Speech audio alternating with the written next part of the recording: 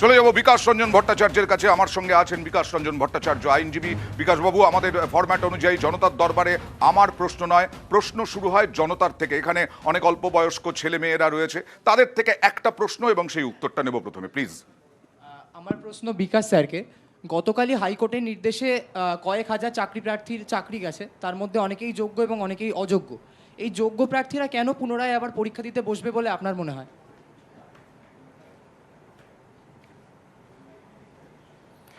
ভাই, এত বড় একটা দুর্নীতিমূলক প্রক্রিয়ার মধ্য দিয়ে প্রার্থী নির্বাচনের পদ্ধতি চালু হয়েছে, যার মূলটাই দুর্নীতির উপর নির্ভরশীল।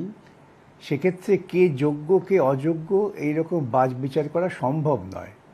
বিচারপতিরা বহু আলোচনা করেছেন, সকলের কাছে এর থেকে এই সম্ভাবনাপূর্ণ যুক্তি শুনেছেন, কিভাবে নির্ণয় করবেন। এই নির্ণয় করা সম্ভব না। আমরা জানি কিছু মানুষ হয়তো সত্যিই যোগ্য, তারা টাকা দেননি, কিন্তু তারা একটা দুর্নীতিমূলক সরকার এবং এক দুর্নীতিমূলক প্রক্রিয়ার শিকার। তাদের আজকে প্রশ্ন করতে ওই সরকারকে, তোমরা দুর্নীতি কেন করেছিলে? আইনি পদ্ধতিতে এইরকমভাবে বাছ বিচার করা সম্ভব নয়। আজকে অনেকেই এই যোগ্য প্রার্থীদের নাম করে খানিকটা মায়াকান্না কেঁদে এই অযোগ্য প্রার্থীদের বৈধতা দেওয়ার চেষ্টা করছেন। কষ্টের হলেও এই বাস্তব সত্যকে মেনে নিতে হয়। আইনের দিক থেকে বিকাশবাবু, আপনি প্রচুর লড়াই করেছেন, গতকাল বিরাট রায় হয়েছে, কিন্তু আপনি যে বলছেন যে যোগ্য অযোগ্য মেনে নেওয়া সম্ভব নয় আইনের দিক থেকে, কিন্তু বলা তো হয়েছে অবৈধ কারা, বেআইনি ভাবে নিয়োগ হয়েছে কারা, এই শ্রেণীটা তো চিহ্নিত হয়ে গেছে। তাহলে তো যোগ্যও নিশ্চয়ই নির্ধারিত হয়ে যাওয়ার কথা না? না, যেটা চিহ্নিত হয়েছে তা হচ্ছে একদম যাদের ব্যাপারটা স্বীকৃতভাবে যেটা এসছে, তাদের আদালত একটা পর্যায়ে রেখেছেন। যাদেরটা স্বীকার করেনি কিন্তু দুর্নীতির সঙ্গে যুক্ত, তাদেরও দুর্ভাগ্যজনকভাবে চাকরি গেছে। সেই জন্যেই যারা আজকে চাকরি পেয়েছিলেন, যোগ্য বলে দাবি করছেন, তাদের সরাসরি প্রশ্ন তোলা উচিত রাজ্যের প্রশাসনের বিরুদ্ধে, বিচারপতিদের বিরুদ্ধে নয়, বিচার প্রক্রিয়ার বিরুদ্ধে নয়। আর যারা আপনি বলছেন যে যারা অবৈধ স্বীকৃত, আপনি বলছেন তাদেরকে তো বেতন ফেরতের নির্দেশ দেওয়া হয়েছে। তার মানে আপনি বলতে চাইছেন যে স্বীকৃত যারা, এই স্বীকৃত অস্বীকৃতর মধ্যে একটু পার্থক্যটা একটু আপনি যদি বুঝিয়ে দেন, আমরা আইন বুঝি না। স্বীকৃত মানে হচ্ছে যে তদন্ত করে প্রাথমিকভাবে দেখা গেছে যাদের ওয়েমার শিট সরাসরিভাবে ম্যানিপুলেট করা হয়েছে, যেটা এমনকি এসএসসি স্বীকার করেছেন। যাদের নির্বাচন প্রক্রিয়া শেষ হওয়ার সময়সীমা উত্তীর্ণ হওয়ার পর চাকরি দেওয়া হয়েছে, যারা পরীক্ষায় বসেননি তাদের চাকরি দেওয়া হয়েছে, যেগুলো এসএসসির পক্ষেও অস্বীকার করার কোনো সুযোগ ছিল না। একেবারে এমন জাজ্জল্যতম প্রমাণ যে এসএসসি কর্তৃপক্ষ আর এটাকে অস্বীকার করতে পারছেন না, নির্লজ্জের মতো অনেক কথা তারা বলেছেন। সেক্ষেত্রে বিচারপতি বলেছেন এদের টাকা ফেরত দিতে হবে, কেন এরা প্রক্রিয়াগতভাবে দুর্নীতিমূলক পদ্ধতির মধ্যে দিয়ে চাকরি পেয়েছেন। বাদবাকিটা তারা স্বীকার করেননি, কিন্তু দুর্নীতিমূলক প্রক্রিয়াটা এটা স্বীকৃত। সেই জন্য এই পার্থক্য। বিকাশবাবু, পুরোটাকে অবৈধ তো বলা হয়েছে। এই যে টেন্ডার যারা ঘুরপথে পেয়েছে, একা হাতে পেয়েছে টেন্ডার নায়সা, তারা পুরোটাই ওএমআর থেকে আরম্ভ করে পুরো প্রক্রিয়াটাই অবৈধ বলা হয়েছে, ওই কোম্পানিটাও অবৈধ। তাহলে তাদের আন্ডারে যখন যোগ্য যারা বলা হচ্ছে যোগ্য, তারা টাকা ফেরত দেবেন না কেন?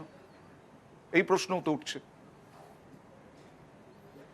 কে যোগ্য? প্রশ্ন হচ্ছে, এটা তো খুব সূক্ষ্ম ব্যাপার। একজন চুরি করে হাতে নাতে ধরা পড়েছেন, একজন চুরি করেছেন হাতে নাতে ধরা পড়েনি, এইটাই পার্থক্য। যারা হাতে নাতে ধরা পড়েছেন তাদের ক্ষেত্রে পরিষ্কার নির্দেশ, আর যারা হাতে নাতে ধরা পড়েননি তারা প্রমাণ করার সুযোগ পাবেন যে তারা হাতে নাতে ধরা পড়েননি, কেন তারা ধরা পড়ার যোগ্য নন। সেই জন্যই বলা হয়েছে পুনরায় তাদের যোগ্যতা নির্ণয় হবে।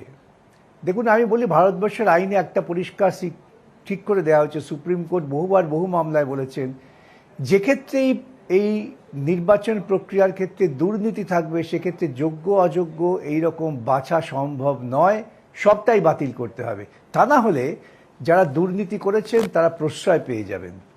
আপনি বলছেন যে যারা যোগ্য, কারা যোগ্য আপনি প্রশ্ন তুলছেন। আচ্ছা, সিঙ্গেল বেঞ্চের রায়ে তো তারাই যোগ্য হয়েছিলেন, এই যে অনামিকা রায়, প্রিয়াঙ্কা সাউ, সাদ্দাম হোসেন সহ আরো বেশ কয়েকজন, তারা চাকরি করছিলেন গত বছর জানুয়ারি মাস থেকে।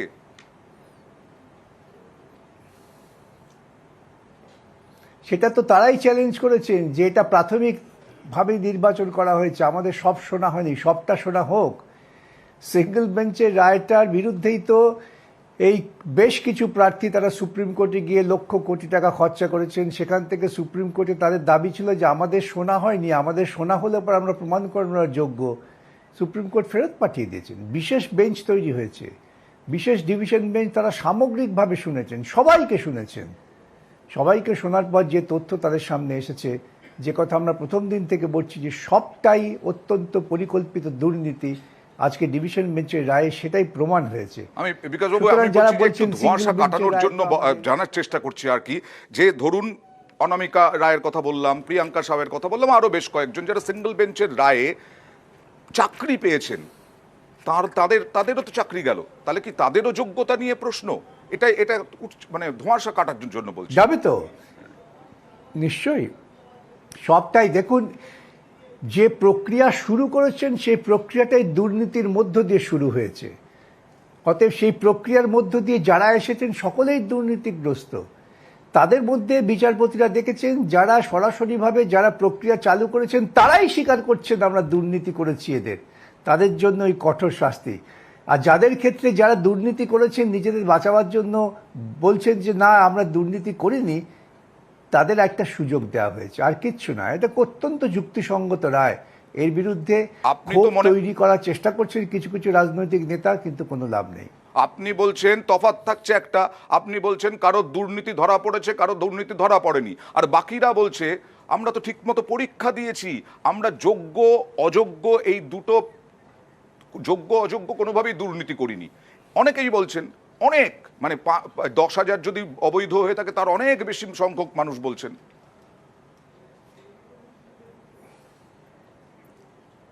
তাদের বক্তব্যের প্রাথমিকতা সম্পর্কে আমি সমর্থন জানিয়েও বলছি, তারা কি অস্বীকার করতে পারবেন যে তারা একটা দুর্নীতিমূলক প্রক্রিয়ার শিকার হয়েছেন? এই সূক্ষ্ম পার্থক্য আমরা না করতে পারলে প্রশাসন জীবনে সংশোধিত হবে না। তারা একটি দুর্নীতি প্রক্রিয়ার মধ্য দিয়ে তারা ভিকটিম, এবং সেই জন্যই তাদের সরাসরি প্রশ্ন তোলা উচিত যে সরকারি ব্যবস্থায় এরকম দুর্নীতি থাকবে কি থাকবে না। তারা হয়তো ঢুকে পড়েছেন কোনোভাবে, তারা পড়াশোনা করেছেন, তারা একেবারে যোগ্যতার সঙ্গে পরীক্ষা দিয়েছেন, তারা প্রচুর পরিশ্রম করেছেন, তারা কি করে জানবেন বিকাশবাবু যে তারা এই ওএমআর সেটা প্রমাণ করবেন কি করে? সেটা তারা জানবেন না, আমি তো সে কথাই বলছি। সমাজে সবাই কি জানেন যে মুখ্যমন্ত্রী দুর্নীতি করছেন, চুরি করছেন, জোচ্চুরি করছেন? তারা তো না জেনেও বা জেনেও মুখ্যমন্ত্রীর পক্ষে দাঁড়িয়েছেন সমাজের অধিকাংশ মানুষ। সুতরাং যখন আঘাতটা আসে, আঘাতটা অবাঞ্ছিত হলে অনেকেরই পক্ষে দাগজনক হয়, কষ্টজনক হয়। যারা আজকে যোগ্য বলে দাবি করছেন তাদের দোষ ছাড়াই তারা শাস্তি পেয়েছেন, তাই তো? কিন্তু আমি যুক্তিসঙ্গতভাবে কি করে প্রমাণ করব? ঠিক তাই।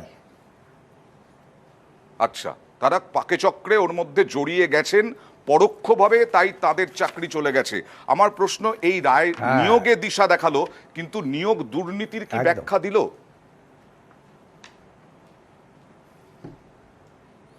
প্রচুর ব্যাখ্যা দিচ্ছে, পরতে এইরকম একটি যুক্তিসঙ্গত রায়। তারা আমাদের প্রত্যেকের সওয়াল শুনে প্রত্যেকটা সওয়ালের জবাব তারা যুক্তিসঙ্গতভাবে দিয়েছেন।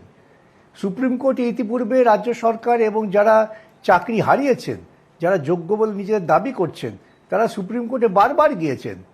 সুপ্রিম কোর্ট কখনোই কিন্তু তাদের যোগ্যতার পক্ষে কোনো রকম সম্মতি জানাননি। সুপ্রিম কোর্ট সাময়িক স্থগিতাদেশ দিয়েছেন, ঠিক আছে যাও হাইকোর্টে গিয়ে শুনানি করো, তারা সব মেনে নিয়েছেন।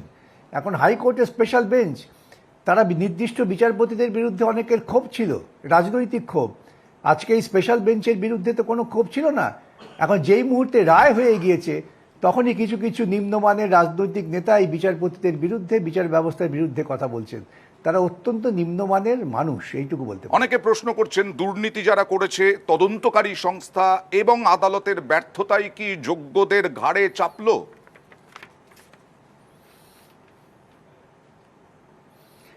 যোগ্য বলে যারা দাবি করছেন তাদের ব্যর্থতা যে একটা দুর্নীতিমূলক সরকারের বিরুদ্ধে কণ্ঠস্বর না তোলা, সেজন্যই তারা ভুগলেন। অনেক ধন্যবাদ আপনাকে আমাদের সঙ্গে থাকার জন্য।